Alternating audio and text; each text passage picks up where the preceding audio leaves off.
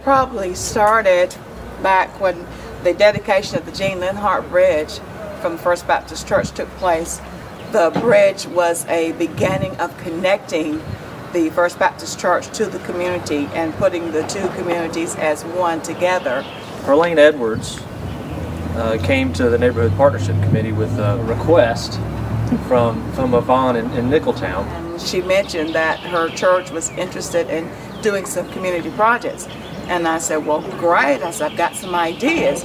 During lunch, I talked about riding the Swamp Rabbit Trail with a friend of mine and seeing kids just having such a great time that it would be great if the Nicholtown kids had an opportunity to ride bikes and to be on the trail and have fun like this. First Baptist members were so generous that we ended up with like 30 bikes at the very beginning, and the kids have just thoroughly enjoyed themselves with the bikes.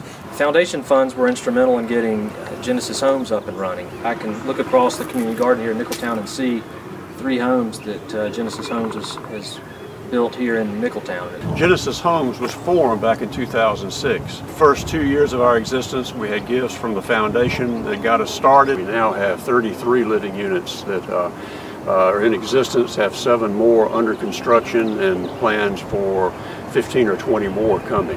Since the initial investment by the church back in 2007, 2008, we have leveraged that with other local foundations, including what will be used for Annie's house, into gifts totaling probably $400,000. But we never would have survived without foundation money. Annie's house has been an evolution, obviously. In 2005, 2006, Pam Shucker and myself and several others started the Saver Committee. And so, as part of Operation Inasmuch, which is funded by the foundation, we started weatherizing low-income housing. A lady in Nicholtown, her income was fixed around $800 a month, and the previous month she paid around $600 for her energy bills. So it's something that we can make a significant difference in. For me, I felt like personally that I wasn't doing enough. So I had two things that happened in 2010 that really impacted me, and really a sense of urgency and everything that I did. One was a key employee of mine that was killed tragically, and then that was in August, and then 2 months later I found out my sister had terminal cancer. But I drove over after church one day and I saw this property, and I saw the property that, you know, you had a rundown house and had a for rent sign on it. And it was right here, and you turn around and there's the church. The funding from the foundation has been critical to assist in funding the coordinator position and Ricky Powers' position, and help fund missions in the neighborhood. So I have spent the past 1.5 years in the neighborhood creating relationships, identifying neighborhood assets, and developing new ones. Behind me is the site in which Annie's house will be built. I'll be living here, and this will be a learning center for sustainable practices as a resource for all of the neighborhood folks to come and learn, as well as Greater Greenville as well. You can see the Swamp Rabbit is right behind us, and we have about 500,000 visitors that are more than welcome to learn about sustainable practices. Genesis Homes' role in the Annie's House project is we are the developer of the project. We were the fundraiser for the money to build the house, and we will build it and then act as the landlord. Well, we in the Gain community are very grateful to the First Baptist Church Missions Foundation. The first house that I'd like to tell you about is located at A. Carter Street in the heart of Nicholtown. We have been involved with that house, and FBC Foundation, Mission Foundation, has been assisting with that since 2007. And during that time, numerous families have moved through and lived there for short periods of time on their way from being homeless to being homeowners in some cases. And the family that comes to mind specifically on that is the Williams family, Clarissa and her twins, who lived there for a while they were working with Habitat for Humanity and completed their own home in Travelers Rest, where they still live. Clarissa actually called me this week to tell me that we would be receiving an invitation to the twins' college graduation. Today we're on the site of Annie's house here on Baxter Street, within sight of First Baptist Church, and again, the investment here is obvious. Both in the house that's behind us, 58 Baxter, will become a Gain house where a family will live on a temporary basis once Ricky moves to Annie's house proper, which is underway. Over the years, who knows how many families will call this house home. One of the finest aspects of the site here at Annie's house and the Gain house that is behind me here is how this exemplifies the best of public-private partnerships. The land and the houses that were originally located here were secured by a very generous grant from Hollingsworth Funds. And so they saw that the future here could be different than what was here, a couple of dilapidated houses. Along the way, funding has come from a variety of sources, as Rick Joy and others have cobbled together a wonderful partnership. Gain's contribution has been working with Greenville County Redevelopment Authority to get a grant that has provided a good deal of the upfitting of the house, including a lot of infrastructure, the HVAC, the roof, and some of the landscaping and so forth. What I would like to emphasize on that is, isn't it wonderful when public and private entities can work together in tandem to really make a difference for people right here in Greenville?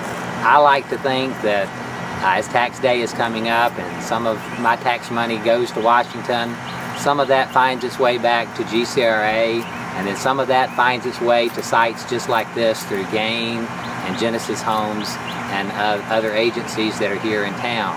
As we utilize all of the resources that are available to us, who knows what kind of difference it's going to make in the future.